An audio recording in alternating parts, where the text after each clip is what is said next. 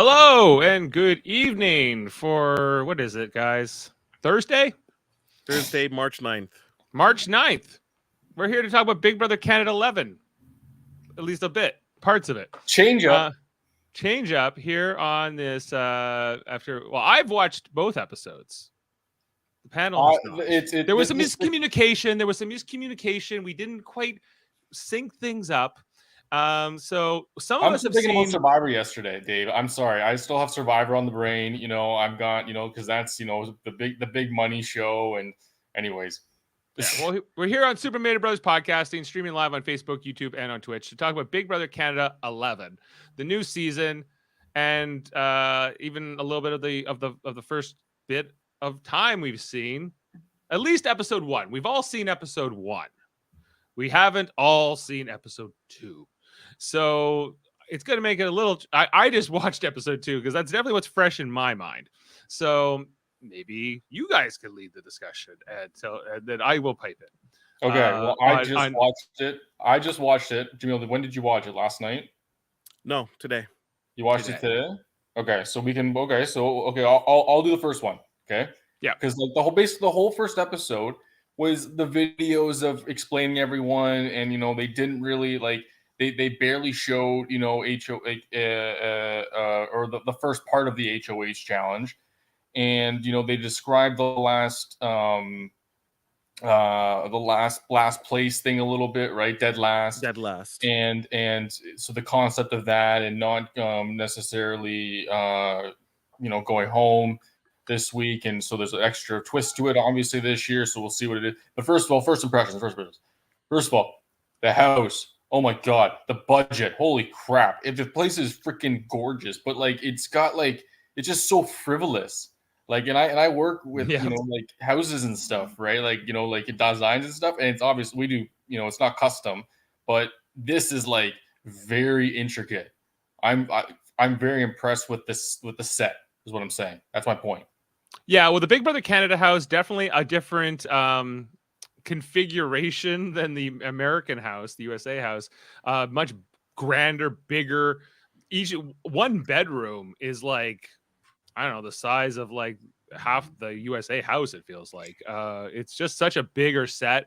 There's so much more places to kind of go off and have side conversations there, especially when you have sponsored rooms by Expedia or now Circle K or whoever else is sponsoring different parts of the, you have the Wendy's, and you got this and this and this, all these different places that they brand.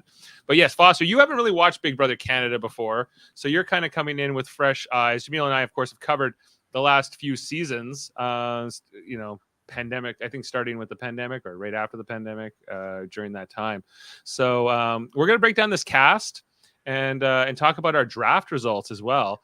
And our first impressions here coming in. Jaemeel, what's your sort of feeling on the season coming in? I know that there's some big changes up here, most notably the lack of live feeds.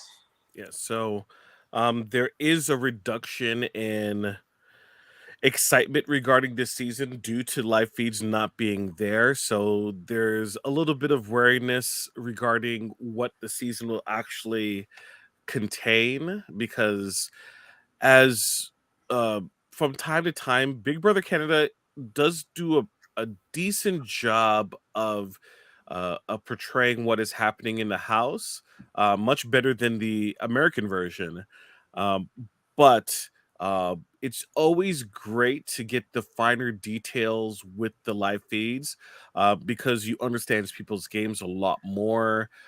You understand motivations a lot more. What could be considered a passe player, we don't necessarily get to see the amount of work that they go into it. The Ghosts last season, as an alliance, wasn't portrayed on television as being a big deal, but there was a lot of intricate work that was being done that really set up Kevin for an end game. Sure. So that's really my idea. Just one thing about the house, I was actually really excited for the house at the beginning of the episode, and then when the people stepped in, that changed. Because when they presented it initially, they had the lights lowered, and it was a little bit darker as opposed to this Home Depot showroom type of look that it has, where it's like, let's get every single light that we possibly can find and jack it up to 11 in this house. It's a very bright house, and like some of the contestants in the episode 2, I don't think this is too much big of a spoiler, were complaining about how bright it was and how they couldn't sleep. I would be wearing shades all the time in that house. I'm I have a sensitivity to light. Yeah, I would be like this the entire time. Like, is that Shawn Michael over there? I can't tell. Yeah, I can't tell. There's too much reflection here. If I may, mm-hmm. Jaemeel, you're probably right. I was looking at the pretty designs on the wall. Okay, I'll like just like all the little frivolous things. That's all I'm saying, right? Like I see what you're saying. Like it's not. This season is going to be different, right? But I guess what you say, just like what you said, Dave, right? It's not the same as Big Brother US, right? Where it actually has the size. So where is it actually filmed? Mississauga? No, really? I believe the studio's at Etobicoke now. Etobicoke? It's either Etobicoke or it's the Scarborough location, but it is in a big studio. It's the same place they've always been, right? Or no, first I think 3 seasons was right off the 401 by the airport. Okay. And then I believe it moved to Scarborough, possibly to Mississauga, Etobicoke. I don't think it's out in Scarborough, so I'm pretty sure, at least anymore. So I'm pretty sure it's like still in that Etobicoke, Mississauga. So it's the Etobicoke location that's by like Kipling. A borderline somewhere around there. Yeah. I haven't been there physically, but is their backyard? Is it like open to the sun and stuff? Or I guess not right now. Yes, they have like a deck that has like a hot tub, and you can go out there and smoke or whatever if you do. But that tends to get used when the weather's nicer, because this Big Brother Canada is a springtime show, so you might get days of winter, you might get nicer days. It's been a pretty good winter here in Ontario, so I imagine they're going to make use of that outside space. So, but it's a closed area. We don't really have like wall yellers kind of interrupting it. That's not a thing here. Yeah.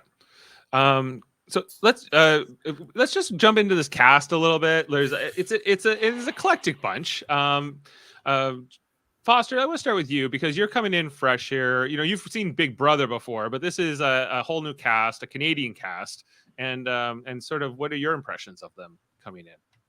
Okay, you want to hear the good or the bad? Because I got some points. I want to hear both. You want to hear both? What do you want me to start with? And you have to pick out who's Sam's girl. Yeah. Oh, well,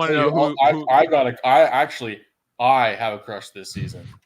Oh, okay. Well, I have to proclaim my crush. We're going to start with that right now. Now, my crush is Shania for the first time, because the only reason is because she was playing N64 in her intro bio. Right? Yeah, she's playing Ocarina of Time, presumably. That was just because she had the controller. That's the only reason. So she's my crush. But anyways, that's personal. I'll get her eventually, right? I'll keep you updated at some point. You'll get her eventually. But, well, she's trying to get Roberto. We found out in a little bit in episode 2 that she's got eyes for Roberto, but no, Roberto. None of them are gonna. No, I can wait it out. But anyways, it's never gonna happen. It's okay. Yeah. No, but the other bad. I loved Jonathan, because he was the classic Canadian poster boy, from Newfoundland. Yes, with like untied knots. Who can't untie knots? The fisherman who. Sam's rooting for him. He's from the homeland for Sam. Yeah, Hinkle. Paradise. Yeah. Is this your first time watching any Big Brother Canada? I feel like when it first came out, I believe it was around the time I still watched Big Brother US. If I remember correct, or I watched a little bit of it, but I tried and I was not impressed. I just remember like 2 or 3 episodes very briefly, and so, but basically, Sam, like, I'm coming in with a new perspective. Fair enough. Jaemeel, do you want to comment on this cast and sort of? Do you want me to? I could quickly run down We can get into the individuals, but I guess like I'll be quick. I'll be quick with them too. Like we'll save a whole ton of time with it. Yeah, Amal is boring. Anika's boring. Claudia's boring. Daniel's boring. Dan's boring. Hope, Jonathan seems interesting, but like, please, sir, some personality outside of I'm Canadian from the East Coast, please. John Michaels. He's a dad. Congratulations. I don't know. Some people that's like. John Michaels seems okay, I guess. Koozie seems like she wrote down all of her taglines and her witty sayings on a cue card. I could just imagine her just going, I'm Big Daddy K, like each time, like she's doing that. Koozie, Renee is boring. Roberto's boring. Santina's boring. Shania, so what, dude? She plays N64. Hey, that less boring. So what? I don't care what you say. That's I watch anime. The only reason. So what? I bet you majority of the cast also watches anime and plays video games, but none of them say that's their personality, right? For some of the guys, sorry, their personality is they go to the gym. Which they work out. Great. Wow. That's their personality. Who was it that I saw? I think who did I? Roberto. I mean, Hope, Roberto. Hope and bot. Roberto both said that, and Ty said that was their personality. Right. Well, you were on Shania. Now you're into Ty. You got 3 boring. Vanessa seems interesting, but at the same time, she's gonna be in that mother role so quickly, and then I don't know. Zach is the Miz. Zach is the Canadian Miz. Yeah, he should be a pro wrestler. This guy. He seems. What did you say about Ty, Jaemeel? Shania? No, Ty. Ty, boring. Yeah, boring. Zach seems utterly unlikable. Why would they put him on the show? I don't understand why they put him on, because especially when it really bothered me that he came out like it was right away. It's like, I'm super wealthy. It's like, I don't want to hear that, first of all, and I don't want you to be on a game show that's for $100,000 that's life changing for like 99% of the population. Wait, okay, time out. I disagree completely. Right? This isn't a charity show where someone's gonna get charity. You gotta win it, right? So, like, yeah, but I think they could have gotten somebody with a more, like, I don't know, like, it's not like I'm saying they have to be broke, but I'm just saying, like, he's not there to, I don't know. None of these people look like they're living in squalor. Right? No. Right? All of them, for the most part, seemingly has jobs, I guess. Some of them kind of like brushed over it. Right? I guess the billionaire comment kind of rubbed me wrong, and that was kind of. But anyways, I think Dan is a startup DJ. I think he hasn't quite established himself yet as a DJ. Which one? Dan Zabo? Who? No, he's not a startup DJ. He tours regularly. Yeah, I don't know what to make of it. If you in a cast of some boring characters, he is maybe one of the most. I also believe that them coming across as boring is whoever produces those intro packages. They need to be fired. I'm sorry, right? Because you cannot paint every single person with the same brush, and that's what it feels like. All of them seem like the same. It's that's how insert city. Right, and I'm wild. I'm from this city. I do this. This is my job. I have a family or whatever, and I'm going to mess up whatever they told casting when they went through the process. Is usually this is what makes me different or whatever. And insert regularly said Big Brother trope. I'm gonna do this to Big Brother. I'm gonna do this, and I think there were some of them were better than others, but they were all kind of, you're right, a little pretty blah, pretty standard, and so you can only get so much of that. You can look at what their questionnaires were on the website and see like how they answer certain questions. So I think, Jaemeel, if you're looking for a season of gamers, of hardcore players, I don't think you're gonna get that here. Well, I think at the same time, it's also how people get in. They get in, however, and this is what has been shown to, like, you know, you play this game of like, I'm gonna come across as this so that I can. You like Jonathan's intro package? He was a Newfoundland. He loved it. Jonathan lives in insert city and he has insert family and he does insert. I'm gonna play an insert and hope to win. Credits, like, I'm coming, big brother. Canada, you know, and point they to do the the screen. thing. Yeah, And then- I agree that those intro packages are a bit uninspired, and you really can't get a sense of it until you start seeing them interact with each other, which is kind of what we got. We got a little bit of that in episode 1. I've seen a little bit ahead from you guys and have seen episode 2, and we are starting to see those bonds, but it's very predictable in terms of who's like in particular these alpha male types are all seeming to congregate together. And this happens every season because that I've watched in Canada particularly, because I don't know, I feel like there's this mentality of like, it's whoever wins competition has power. That, you know, whether you watch the game or not, if you're a recruit or not, you kind of understand that idea. And so we see right here in the opening seconds of the first episode here that like Hope and Roberto become like the bestest of friends, you know, just based on the fact that they're both big dudes, and I don't know, they vibe with each other, I guess, right? So and we see in more in the episode 2 that like the broy alpha male types, they don't want to be targeted, they don't want to be the first or second person out.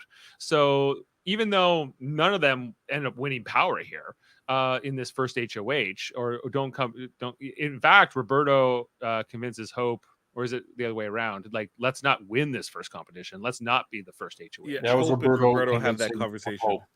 Yeah. And ultimately John Michael and Santina go on to win it, which I was very surprised by. I was like, that was not a pair I expected to advance to that like final there, but it was kind of a nice surprise. And yeah, like, I just think that, I don't know, in particular, like this pretty boy game plan, like the pretty boys were like an alliance years ago, Foster in Big Brother Canada, that basically worked very much like the Brigade did in Big Brother USA, where you had a bunch of broy guys, alpha guys, who basically had a girl on the side, all of them, and they would talk, and then they eventually, once they got down to jury, they just cut their respective like non-alliance member, girl or whoever like their bestie was outside of the alliance, until it was only them. And then, you know, that was the season that Dane went on to win, who they reference in the first episode, Dane and Anthony. Just a great segment where they're like, oh, you know who those people are, and then Zach is like, I've never actually watched this show before, right? And I'm like, oh my gosh, are you kidding me? Right? And then who else said it? Was it Koozie who also mentioned she only seen one season? No, it was Anika, I think. Oh, I think I would buy that Koozie has never seen this before too. Yeah, so it was like they're, and we're not talking like years and years ago, guys. It's just like Dane won like 4 years ago or something. Like, not that, like I think it was 4 years ago. So it's not that long ago. But you kind of see this similar pattern. I mean, it's not that you don't see this in the American cast, but for some reason it's pronounced in the Canadian cast, where you see these guys, these muscly guys, all kind of congregate together. They're already working out together constantly in the house, like, you know. So it might just because they have common interests. They see people tend to like people that remind them of themselves, and so, you know, that's probably an aspect of it too. But it's a little bit boring, and it is. And I think, considering it's predictable, because it's happened in so many previous seasons. These guys aren't too bright to be trying this again, because in particular Claudia, we saw here in episode 2, is on to them. A few of and the other women are. Will they be able to do anything about it? Maybe not. But it's, you know, whether they know it or not, it seems to be the trajectory. As long as the comps are balanced, then folks will be okay. But if there's like a string of physical comps, they're just gonna run a train on this cast. And these guys will everyone will want to be their best friends, because everyone thinks they could win. they could win the next challenge. They could put me up. I can't afford not to be in so-and-so's good graces. I can't afford not to be in Hope's good graces or Roberto's or Ty's, so they're going to consistently protect them. Okay, I'm just gonna bring this particular image down for a second, guys, and maybe just wanted to kind of run through our draft if we could. First overall, guess who had the first pick, guys? Well, you know who it was. It was Foster who had the first pick. I went in just, you know what? I picked Ty because it was because of his what was his job again? I think it was his job. Ty is a personal trainer. Yeah, I wanted him to win comps. He might. And what I've seen in Ty in these 2 episodes is that he wants to be at the core of like a bigger alliance, a strong competitor alliance, and in the episodes I saw, he was like he seems to be working with Koozie. Koozie seems to be somebody he's becoming cozy with, if you will, but he's also very in there with Zach and with who was the other person he was talking to a lot in this next episode? Zach and yeah, well, he walked in. The Newfoundlander, Jonathan.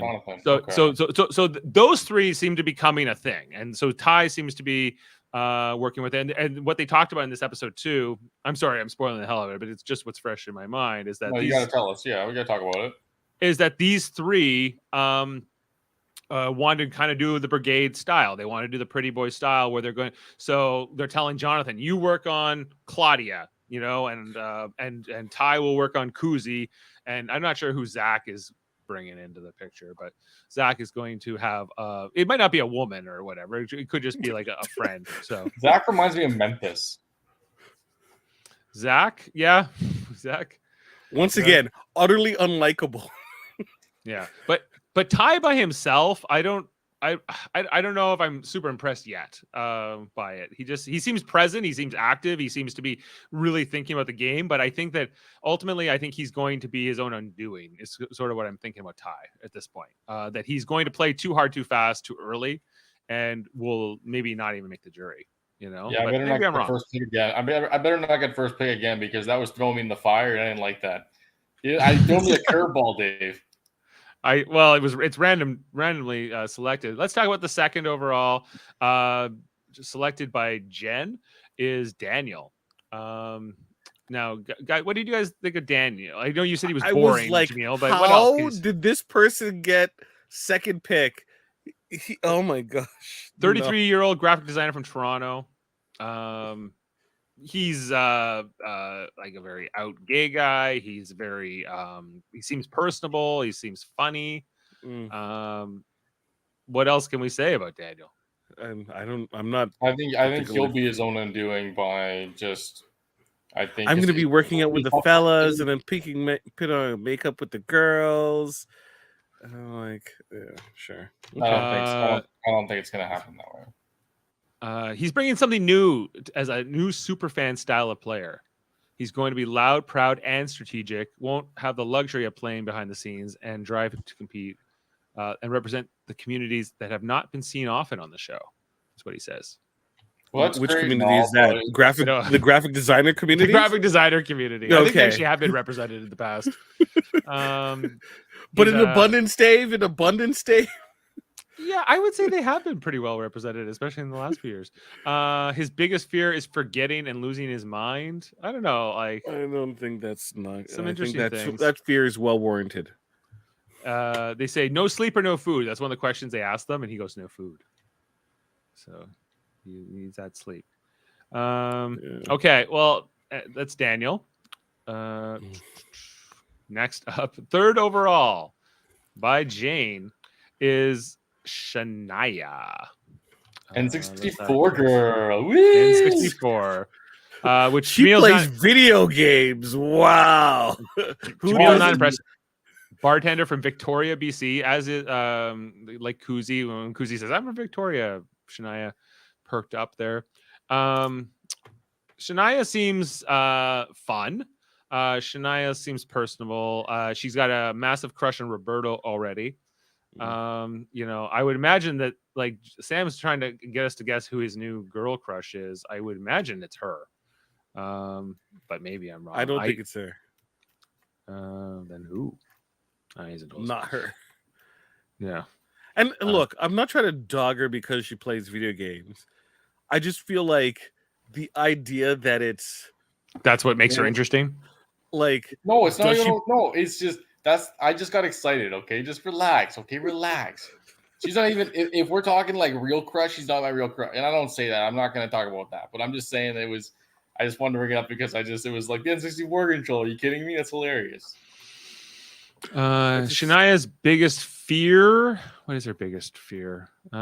Ending up alone, or the scary lady from The Ring. Is what she also says. That's kind of dark. Biggest fear. Wow, ending up alone. Oh wow.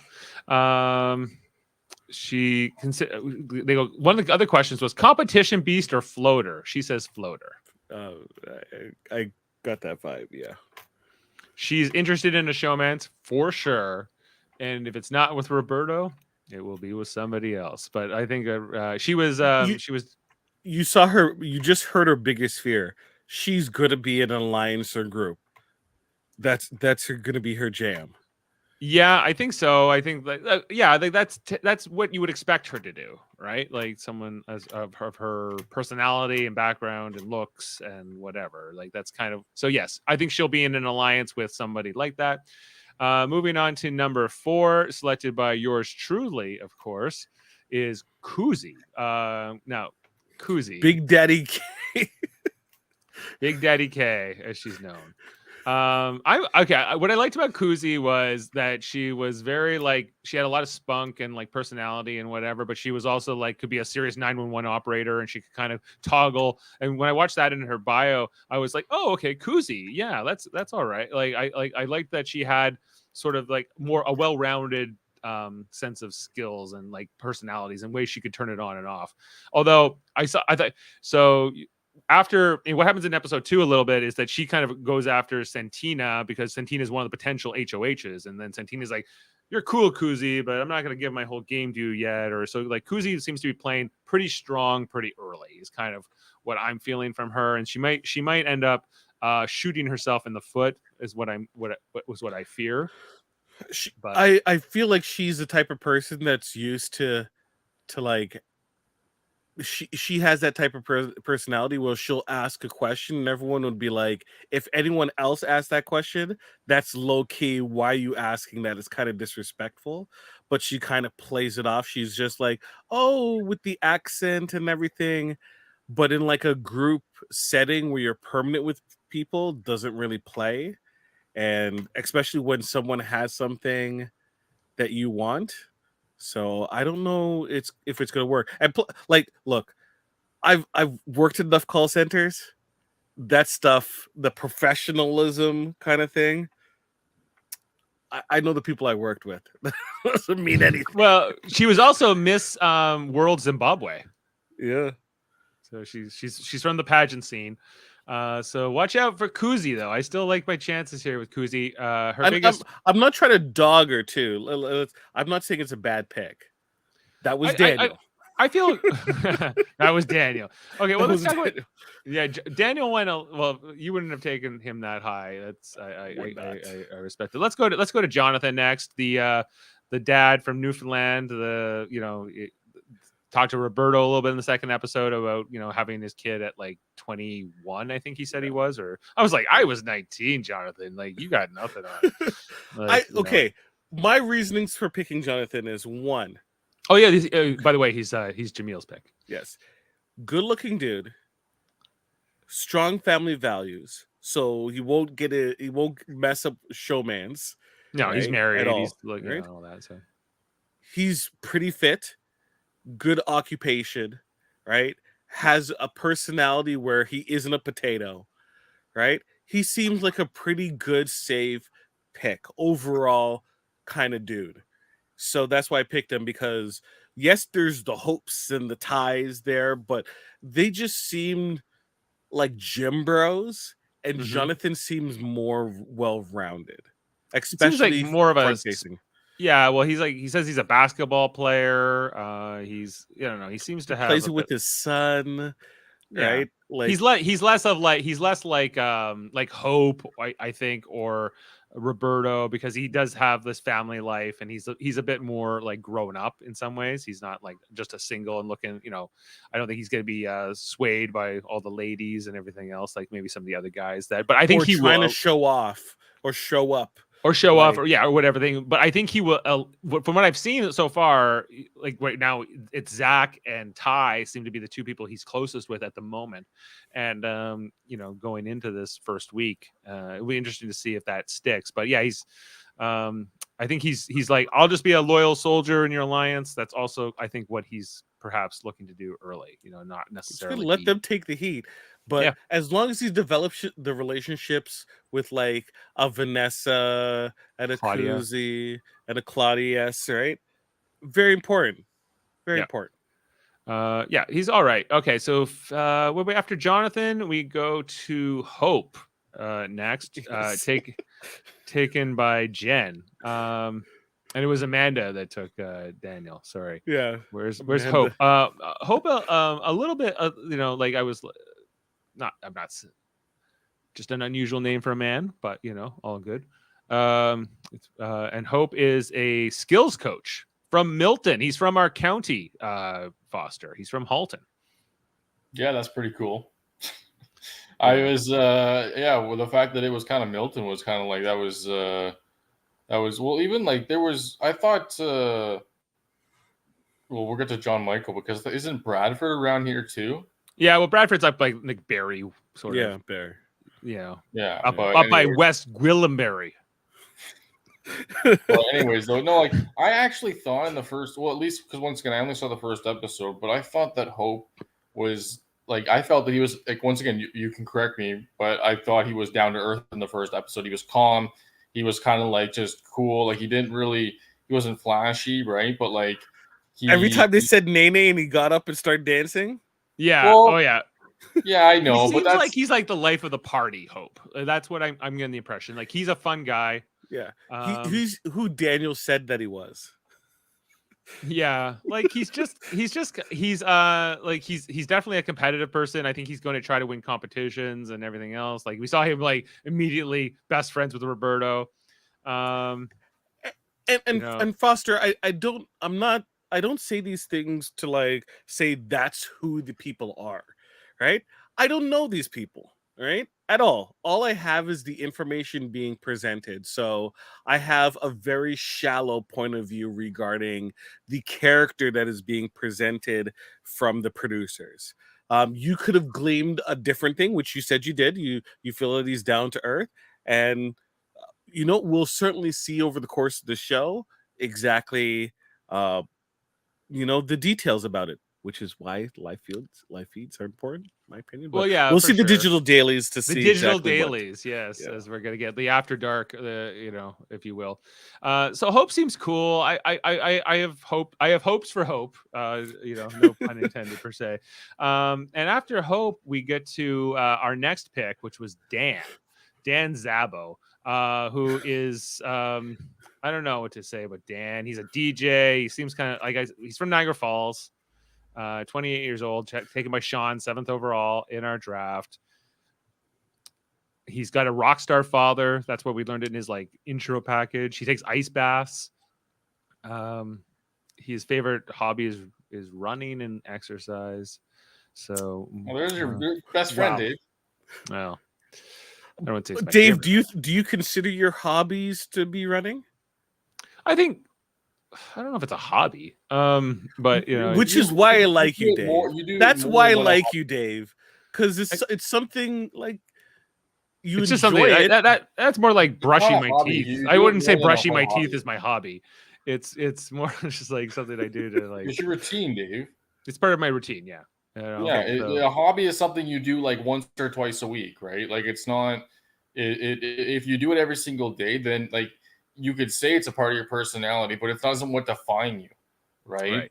It's just a part of your lifestyle, right? Which for a lot of people, when you get older, right, you get into a certain, way, or obviously, you change, like, you change, right, Dave, and you decide to run, right, and people can do that, right, but it doesn't define you, right. It's for me, it's about how you come off as a person, right, and obviously it gets misconstrued, and obviously without the live feeds, it's not going to be as great as you said, Jaemeel, right. So that's going to be interesting to see how they're portrayed.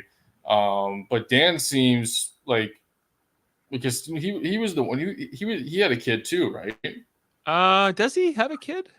Didn't really show that much. They didn't really show it. I don't know if he does. It doesn't Or am I say thinking somebody else? It doesn't say that here, but in his thing. But one thing that surprises people about him is that he eats the exact same thing every day.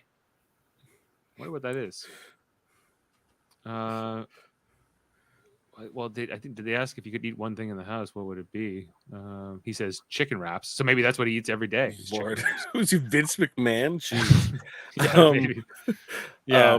But I don't have high hopes for Dan here. I don't think Dan is not impressing me so far, and I'm never been a huge fan of individuals with the last name Zabo. So Zabo. Okay, well now we have to. You guys may not know this yet, and I'm sorry for having to be the one to spoil this for you guys. But our next person here is Amal. Amal Bashir. Perhaps she's related to Dr. Julian Bashir in the distant future. Who's to say? But Amal was taken here 8th overall by Jeff. Jeff made her. She has no profession. She describes herself as a super fan. 20 years old from Toronto. But sorry to tell you guys, she's done. She left the house. She left the house. She's gone. Wait, she quit? It was a personal matter. Who's the producer comes on the comm, who we've heard before in the past. I'm trying to remember her name. But she comes on, and the Alison Grodner of Big Brother Canada, basically. And she's just like, hi, everybody. We're going to talk about Amal. Amal's had to leave for personal reasons, and we're not going to discuss it. And there's no information I'm going to give you. Any questions? Well done. I was just like, wow. What? Like, so, and I don't really understand, like, why did she leave? What happened? Like, and there's no information. There's nothing like leading up to it in the episode. There's no, Amal's barely in it. And then all of a sudden she's just gone. And so, I don't know. I wasn't impressed with her already. She said she was not going to make an alliance and she was going to target the big, strongest guys. That was her immediate move. Was that she wanted to do. So I don't know what else to say. Like I don't think she would have gone far anyway, but yeah, that's it. Something that people don't know. I wonder like what her answer. Well, someone did go home this week. Someone has gone. She's got type 1 diabetes. She has diabetes, so maybe that's possibly what it was. They've dealt with individuals having diabetes before, so if she's like, this is the perfect place for someone who has diabetes, because one, there's going to be constant, like, you're constantly monitored. You have your food. You can get your glucose checked constantly at the time. Even if you're on slop, right? You can still manage that as well. It's no, it's not diabetes. I think it. How old is she? 28.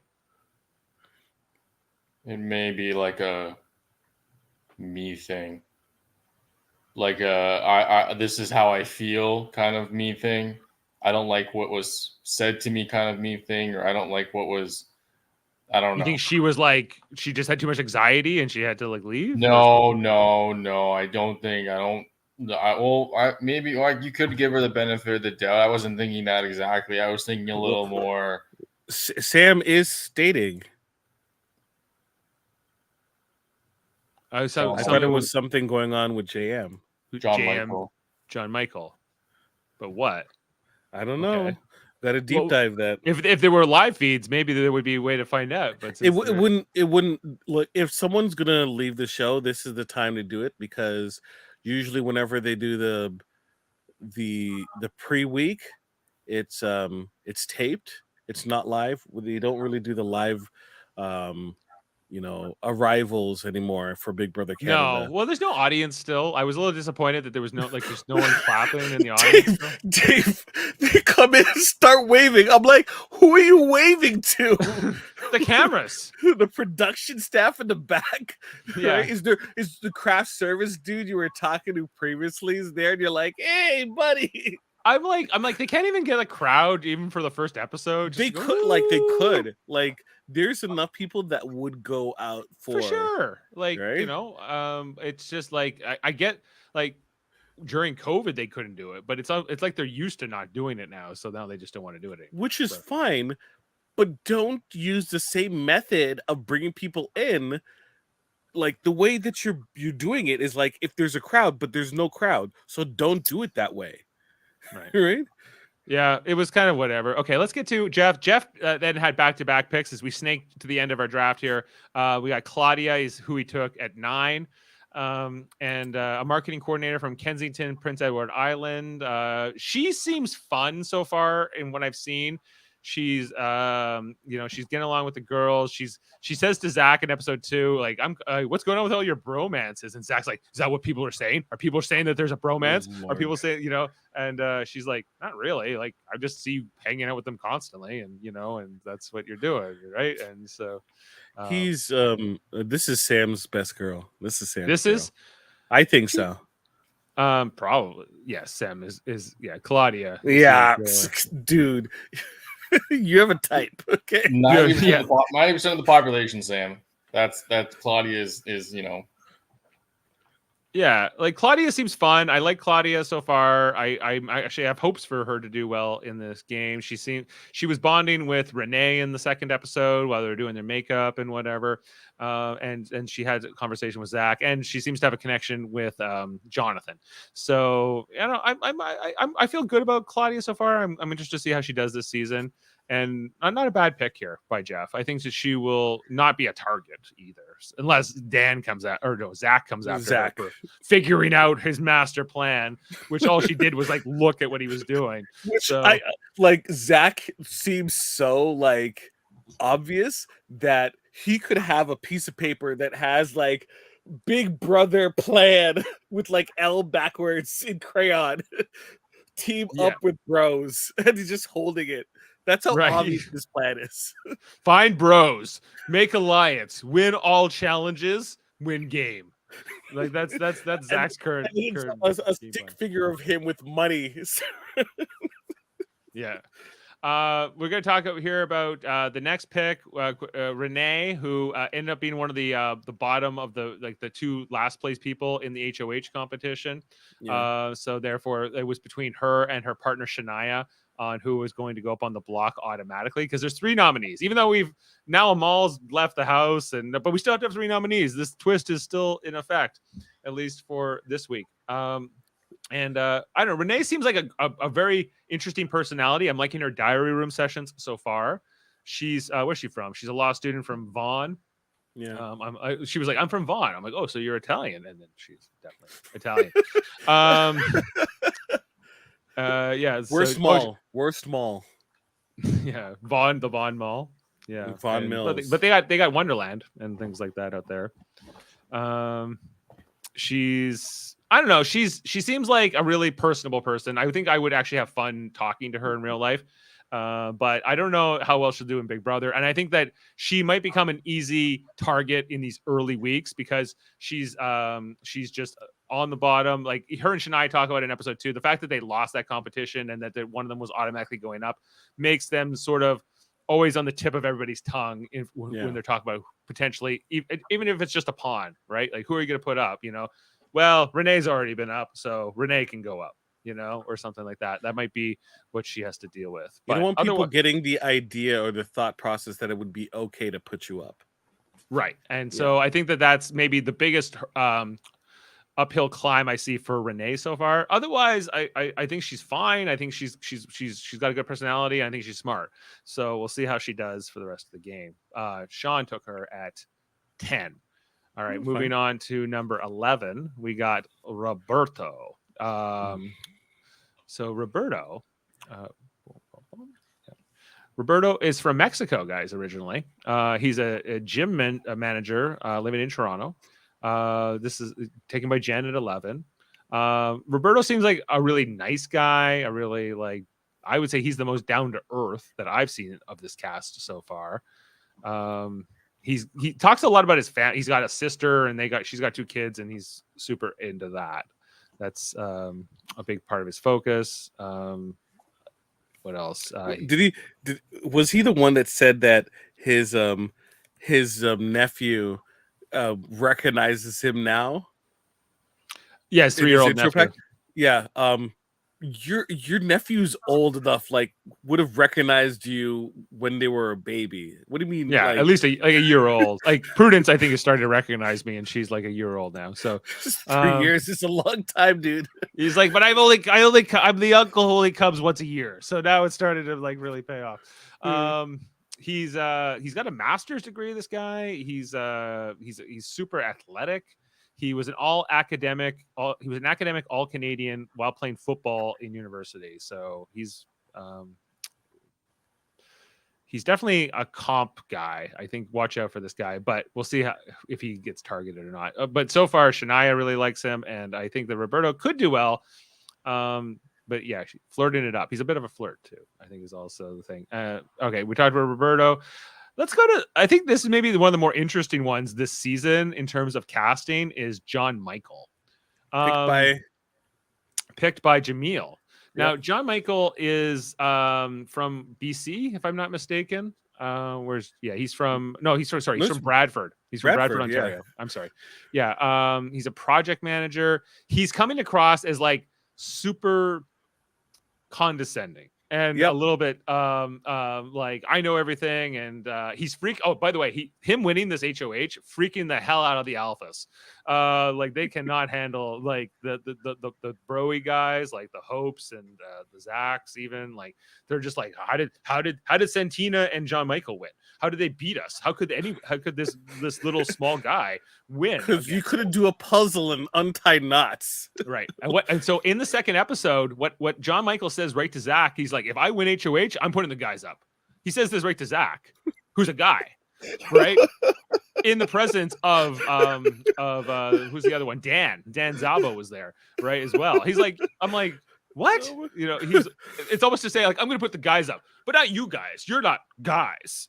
What? I don't know what he was going for, but you should just at that point, be saying, I'm thinking about putting you up. Yeah. I'm thinking about putting you up. I don't know who, he kind of says, I don't know who to put up. Everyone's kind of equal. There's no obvious pariahs in the house, I guess. So he didn't really know what to do. So I don't know. I think John Michael could be an early target here, though. After that, second week boot, baby. Could be a second week boot. Could be a first week boot at this rate, because I think people are going to be incredibly threatened by him. And he's not the HOH. He loses, by the way. Oh, okay. Well, sorry, I did. So he loses to Santina, and Santina's the new HOH. So I don't think Santina will put him up, but I think that the house might push her to put him up. So watch out. I don't know if I think John Michael is a little bit, he's lacking self-awareness is kind of my fear here with him. Okay, guys, I gotta keep running. I gotta run over to a Star Trek podcast very shortly. Let's just quickly go to Zach, who we've talked about a lot, who I think is unlikable person for sure. When I had my last pick, or this is my pick, I had Zach, Santina, Annika, and Vanessa on the board at that point. And I kind of wish I took Santina, especially after she becomes the first HOH. But Zach seemed I could see him doing okay. I could see him being sort of in an alliance or something. I don't know if he's going to win, but his intro package was so unlikable. He's just I work for Trudeau, and Trudeau got elected because he's got the looks like me. And I don't know. He just eats meat and salt every day or something. And meat, water, and salt. I'm like, no, no, Dave, no. Yeah. I don't know. He's thinks of himself as a real alpha, but he's definitely a beta amongst some of these guys. He's in a relationship. He says in the second episode, he's like, if I have to sleep with a girl for the alliance, I'll do it. I'll do whatever I have to. He's just he's in a relationship for now. they were kind of talking about his like, because in the second episode they reveal these portraits that I've been showing here. Like they have that's kind of like the memory wall up on the second level, and they're like, wow, Zach, the piercing blue eyes, and ooh, and all that. So they were all going on about that.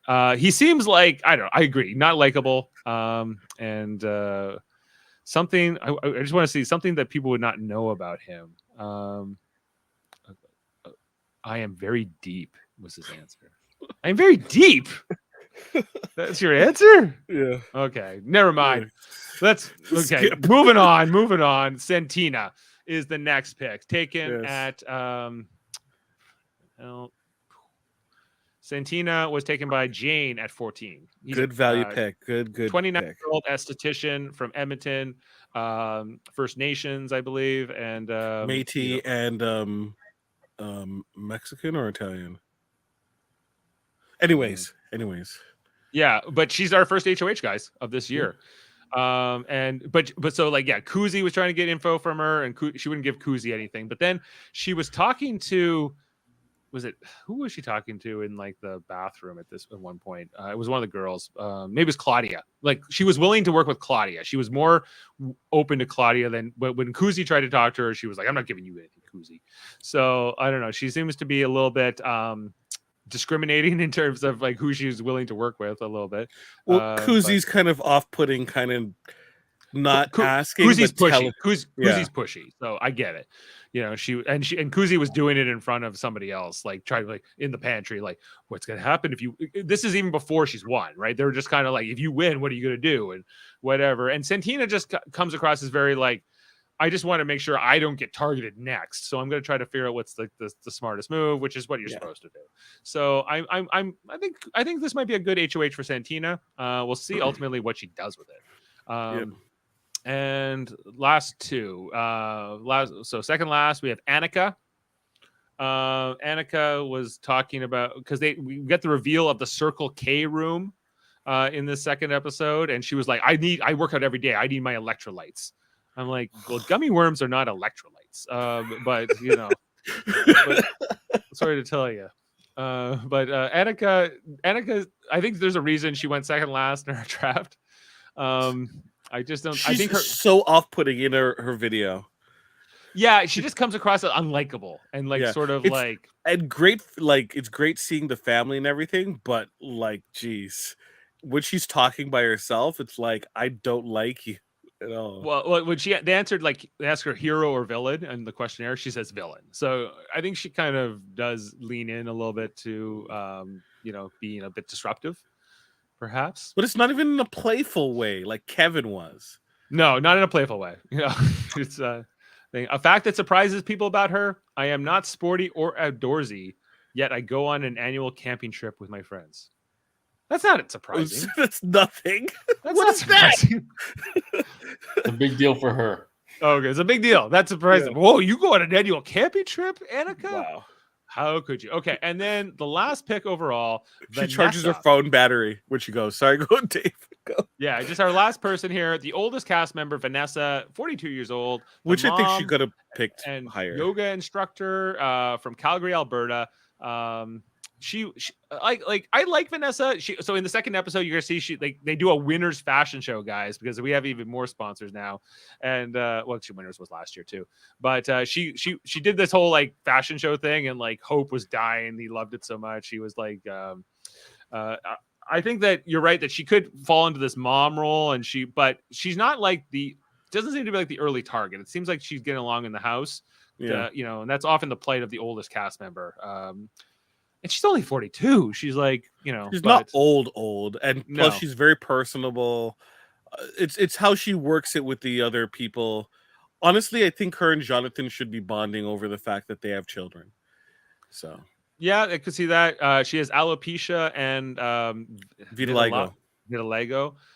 So definitely things I think she'll talk about and bring up. She kind of in her intro package. She seems like she's got a lot to her, guys. So yeah. I'm here for Vanessa.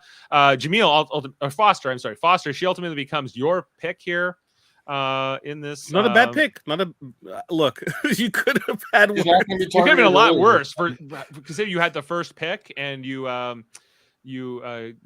that's who you end up with. On tie. You could have ended up with Zach. Instead, I took him off your hands. So it's all right. Thanks, Dave. So just to look at all the teams, Amanda here with Annika and Daniel. My team with Koozie and Zach. It's like, hey, yeah. Foster's here with he looks like a Uso though. Vanessa and Ty. I don't know about this shirt and like the tank top underneath Ty, but whatever. We got Jonathan and John Michael for Team Jaemeel here. It's an interesting solid pair. Solid half team. Yeah, solid half a team. Team Jane with Shania and Santina. I think this was good for her here. I think these are both good. Jeff, well, he's got half a team already. He's already out of this with. I think he just wanted a Bashir, and but he's got. And then Team Jen here with Hope and Roberto, who coincidentally love each other in the house, and so I've become best friends already. So she kind of preordained that. Yeah. And Team Sean here with Dan and Renee, and then that's all the teams, guys. So, all right. Team Jaemeel.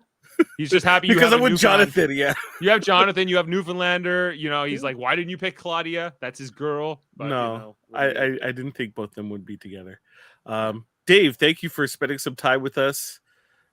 Yes. Well, I have to run to the Star Trek Picard podcast over on Live Long and Podcast. If you guys don't mind wrapping up here, yeah, we'll wrap up. Okay, and I'll see you guys. Foster will handle all the controls. It's okay. Yeah. Oh yeah. I'm joking. Don't worry. I'm joking. All right. I'll see you. I'll see you guys. Bye. All right. See you, Dave. Leave here. Yeah. There you go. Okay. So, I'll just really quickly, Jaemeel, if I may. I just want to address Sam's comment because he just posted it up about Bettina. We'll see. We'll see, Sam. Like I think. Could you describe Bettina because I don't get that reference? Bettina was very. She's the Swedish one, I think. Sam, right? I think. Let's see what Sam says real quick. Anyway, yeah, she was very bubbly, very personable. Very easy to get along with. So yeah, I could see the comparison, but we'll see. But no, final thoughts, Jaemeel, on these. Like, obviously, we both didn't see the second episode. So, we can't, necessarily, like, I saw the end of it, right? And like I said, we, to wrap it up, we saw Renee be dead last, right? So we'll see what happens with that. And she was down at the bottom with Renee, or Shania, sorry. Yeah. And then in the top, it was John Michael coming second to still getting the names. We just talked about her. Santina? No, it's Santina. Thank you. Yeah. So, overall, like it is very unfortunate that there's no live feeds because I feel like that kind of takes away from the spirit of Big Brother. Even though they're being watched all the time, it's not necessarily by the public, right? Yeah. So, and I know you'll have your time to talk about it, Jaemeel. But other than that, though, like from a fan perspective, and we'll finish with your final thoughts, Jaemeel. But from a fan perspective, we'll see. You'll see. I haven't seen it in a long time. I don't want to just make conclusions. You can make judgments on people right away. But for me, with a lot of with Survivor, with Big Brother, with Big Brother Canada now. And obviously the challenge, I look at all of these as reality competition shows, right? I look at it as competition first, more as, who's going to get more clicks online and who's going to get more followers. So I look at it more as the classic competition style and more competitiveness in that way. So I'm looking forward to that aspect, right? And obviously we have the Survivor, we have the Big Brother in the summer, right? And then I have my challenge on my own time, right? So, but Jaemeel, how are you feeling? So, I already kind of detailed my feelings about the set and everything, and I like the theme a lot. I love Clue. I kind of wish that they leaned into that more. And I know there's a whole season to go through, but like little subtle things, like the theme music should have been changed to a more of a, who done it type of music with the dun dun dun dun dun. Or dun dun dun. Kind of, I would love to see that played out throughout the entire season. The cast, look, if it was a bunch of broomsticks, I'd still probably be watching Big Brother. So regardless of how I kind of I'm harping on people, like people reveal themselves. I wasn't big on Kevin last year, and I love Kevin, right? Because like you don't like say that everyone's gonna be exactly who you thought they were gonna be after you read the first chapter, right? There's a whole book that still needs to play out, and we'll learn over the course of that thing the true nature of these people. We're just talking about what has been presented and how we feel about the presentation and what was presented to us. But I just I'm really hoping that this season is really strong. It kind of has to be, because and the producers need to be on top of things, because if they aren't, like, live feeds isn't going to be there to salvage it, and people worry about it, about like Big Brother, if it's going to continue on, Big Brother Canada.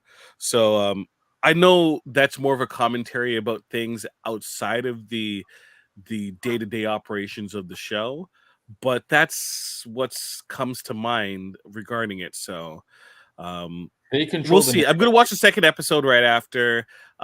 What exactly we're going to do as a network regarding Big Brother, it's still up in the air. Exactly. Best case scenario, or like most most effort scenario, is we do podcast maybe once or twice a week. Worst case scenario, it might be just a YouTube only type of pre-recorded recap or commentary about it. But I do believe I'm going to make sure that we have some kind of Big Brother Canada content. Every week. So. Well, we have lots of other content too, right, to check out, right? So why don't you tell us about that, Jaemeel? Oh, okay. I have to do the rundown too. Okay, no worries. Let's switch. Let's see, both of us on the sides. Let's see. Let's see. This is why Dave gets the big bucks. Yeah, that's why Dave gets the big bucks. No. Okay. All right. So you got the KBBL podcast, which is a Simpsons episode recap. They're going from the very beginning. I think they're a couple of episodes in, so that's usually on a Friday. You should check that out. Every Wednesday we have Hold Up. Hold Up is a movie discussion podcast where 3 movies, 2 prior to the year 2000, 1 post 2000, and Davan and the World Mind, Chris Murphy, they review and determine if a movie holds up.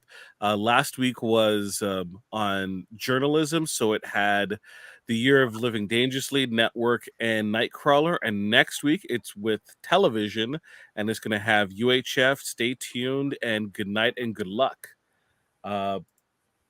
There's also the Graphic Histories podcast by Andre Mayette, and he talks to various artists and writers for comic books, as well as television actors and personalities. Our very own Michael Chan got recently interviewed, and Michael Chan has the Hellbound podcast. It's an audio podcast that comes out on Wednesdays where they review movies and horror television projects and stuff. Great podcast with Alex Blackburn.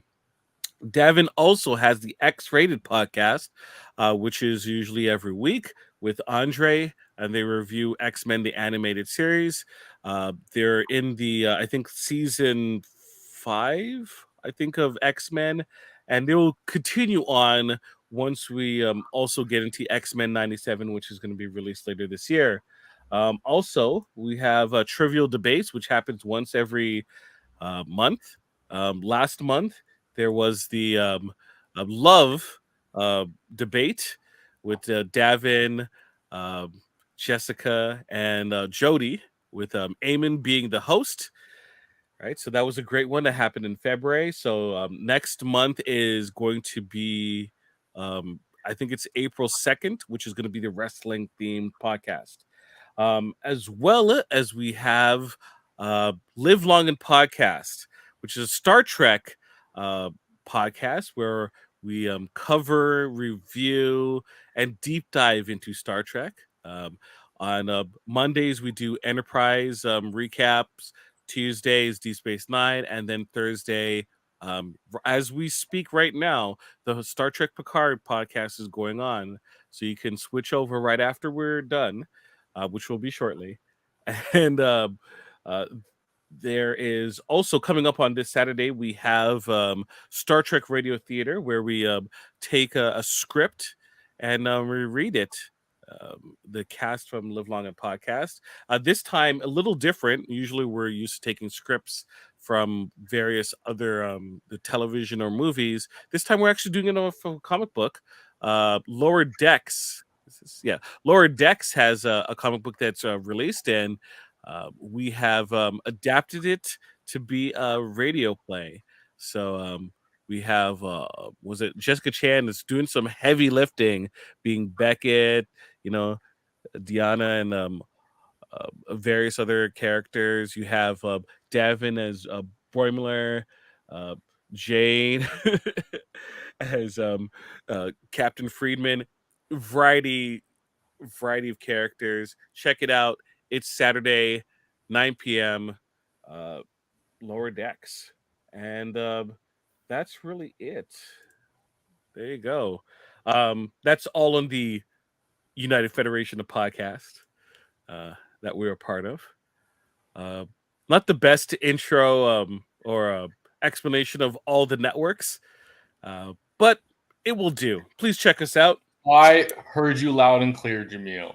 Thank you, Foster. Any closing thoughts? No, I think that as someone coming in after whatever, like 10 seasons now, right, or whatever, how many it's been since I've seen whatever it is, it's it's at least it's different than US and it stands out. So let's hope that the season itself follows through. Yep, I agree. All right. So thank you very much. I don't have a soundboard prepared, so I can't play us out with a usual a greeting or musical, exit. So all I have to say is until next time, somebody's always watching. Okay, and let's do the outro.